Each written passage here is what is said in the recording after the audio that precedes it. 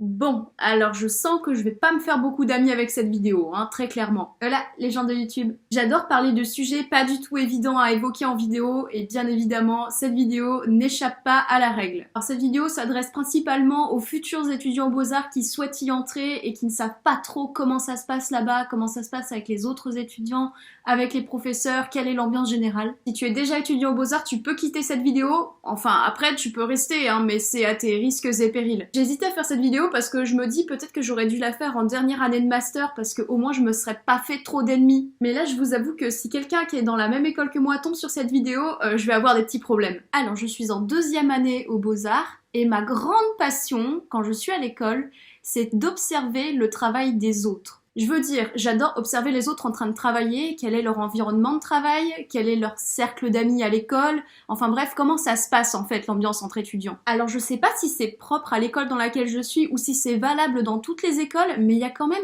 une espèce de malaise qui plane. On a quand même un rapport entre nous qui est un petit peu particulier. Je vais vous expliquer tout ça dans le détail, bien évidemment. Allez, c'est parti.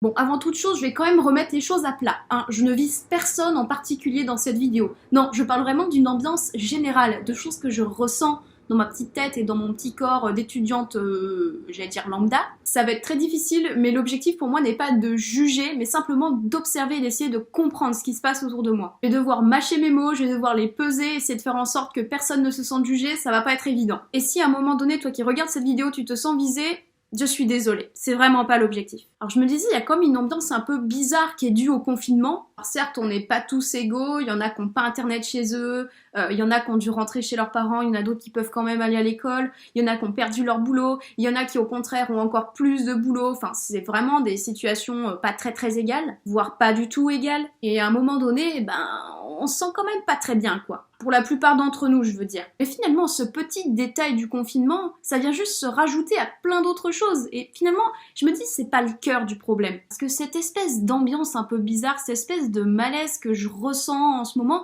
bah, je le ressentais déjà avant les événements du confinement. Mais alors, d'où est-ce que ça peut venir ? En dehors même du confinement, les étudiants, on a des problèmes d'étudiants. Certains sont loin de chez eux, certains vivent même à l'étranger, leur famille leur manque peut-être, les amis aussi. Enfin, déjà, on peut ne pas être bien par rapport à ça, je le dis, moi la première. Certains ont des problèmes pour se loger, certains ont des problèmes d'argent, certains n'ont pas de travail.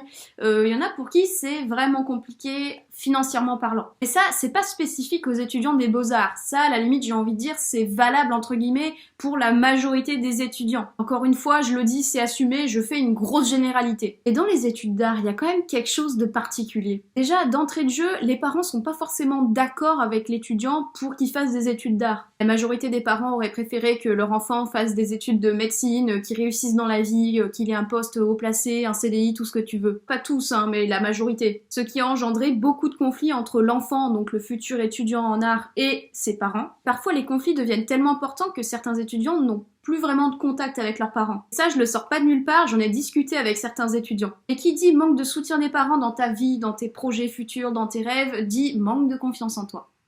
Eh oui. Et pas en accord avec les idéaux de nos parents, des fois on a du mal à se faire des amis à l'école, et donc on finit par développer une espèce de mal-être, on manque de confiance en soi, on a l'impression de se sentir différent, enfin, on a quand même besoin de se chercher une identité, on a quand même besoin de s'endurcir, parce que sinon on n'avance pas vraiment dans la vie. Et puis en même temps, faire des études, c'est l'occasion idéale pour découvrir plein de nouvelles choses, pas toujours très bonnes. Quand on est dans une grande ville ou dans une grande école, en général, on a plein d'autres étudiants autour de nous, du coup on est pas mal brassés. Et c'est l'occasion de rencontrer des personnes qui nous correspondent plus, enfin, en tout cas en apparence. Alors on sort, on fait pas mal de soirées, parfois avec de l'alcool, souvent avec de l'alcool. Mais quand on est étudiant en art, il y a des moments aussi où on se retrouve tout seul, j'ai envie de dire. Tout seul face à ses expériences, face à ses émotions, toutes ces choses qui nous traversent. Et on les transforme en créativité, on les transforme en création matérielle. Et ça, c'est magique. Oui, mais on est plusieurs en école d'art à être dans ce cas-là, et on est même beaucoup. Finalement, on est là, On crée un peu comme notre petite bulle artistique finalement à l'école, et ce sont plein de petites bulles qui se créent, qui s'agglutinent les unes aux autres. Alors on a tous un peu notre univers créatif, certains ont un univers un peu creepy, un peu horreur, il y en a qui ont un univers qui fait vraiment univers stellaire, les étoiles, l'espace, etc. Il y en a c'est vraiment quelque chose de presque, d'assez figuratif, quoi, d'assez matériel, enfin matériel dans le sens où on reconnaît ce qui est peint ou ce qui est sculpté, enfin je sais pas. Alors on a tous notre petit style à nous, notre patte si vous voulez, mais on a quand même un univers qui est assez large, on va dire, et qui nous ressemble, enfin dans lequel on se reconnaît. Et on est des êtres humains et on crée des choses qui reflètent notre état d'esprit. Parfois on se sent bien, parfois on se sent pas bien, et ça donne des créations qui sont relativement contradictoires. Passer de l'univers bisounours, tout beau, tout moelleux, tout rose, à un univers hyper trash. Enfin voilà, c'est vraiment les deux antipodes, mais c'est vraiment pour vous donner l'exemple. Et vu de l'extérieur, on comprend pas forcément le travail de l'autre justement parce que c'est contradictoire, et on ne voit pas forcément nous-mêmes nos propres contradictions, mais par contre celles des autres, on les voit bien, on les voit même très très bien. Et presque, t'as vraiment l'impression que l'étudiant qui est en face de toi, même si tu connais pas l'étudiant et que tu vois son travail, t'as vraiment l'impression presque qu'il se déshabille devant toi. C'est littéralement ça.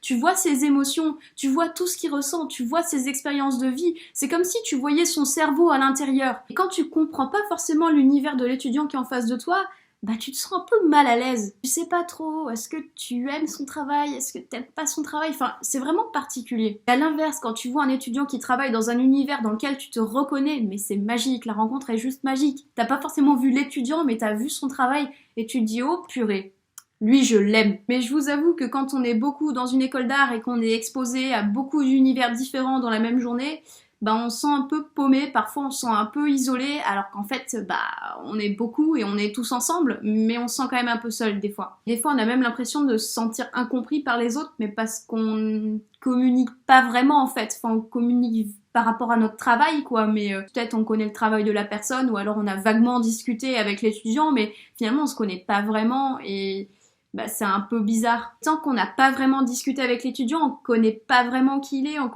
connaît son univers, mais une espèce de mystère qui plane autour de l'étudiant. Au début, je pensais que j'étais la seule à ressentir ça pour vous dire à quel point j'y croyais, quoi. Et je me rends compte que, après avoir discuté avec d'autres étudiants de ça, mais en fait, on est beaucoup à ressentir ça. Au début, on a vraiment l'impression d'être un cas à part, de se dire, moi, je suis le seul à sentir ça. Et en fait, quand on en discute entre nous, on se dit, il y a vraiment un malaise qui plane, quoi. C'est impressionnant. On a aussi des peurs dont on parle pas forcément. Enfin, les étudiants d'école d'art, on a tous, j'allais dire tous plus ou moins, mais oui, à peu près tous, peur de l'avenir. Qu'est-ce qu'on va devenir après? Il y en a certains, ils veulent vivre de leur art. Comment on fait? Est-ce qu'on va y arriver? Enfin, on a vraiment des questions sur l'avenir. Pour nous, ça paraît un peu flou. Des fois, ça nous paraît loin, alors qu'en fait, ça l'est pas tant que ça. Et on n'ose pas trop en parler entre nous, et même quand on ose en parler, on finit avec plus de questions que ce qu'on avait au départ. Je sais pas si tu vois ce que je veux dire. Ça fait vraiment grosse généralité ce que j'ai dit, et en même temps je pense que c'est important qu'on en parle parce que personne n'en parle en fait. Personne n'en parle, mais finalement ça me paraît beaucoup plus important que ce qu'on en dit. Donc je vais sûrement pas me faire des amis en disant ça, mais quitte à ne pas me faire des amis, autant que vous vous sentiez mieux dans votre peau et dans votre tête et avec les étudiants qu'il y a autour de vous. Et si jamais t'es étudiant et que tu viens juste d'arriver en école d'art et que tu ressens ça et tu sais pas vraiment pourquoi tu ressens ça, n'hésite pas à me dire moi aussi. Soyons solidaires les amis. J'espère que cette petite vidéo t'a plu. Si c'est le cas, franchement, mets-moi le pouce bleu s'il te plaît.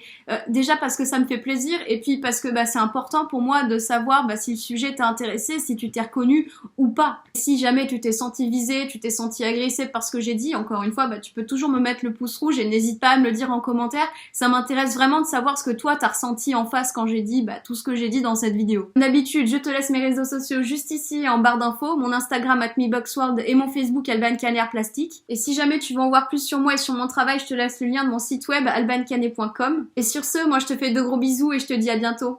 Gros cœur sur toi.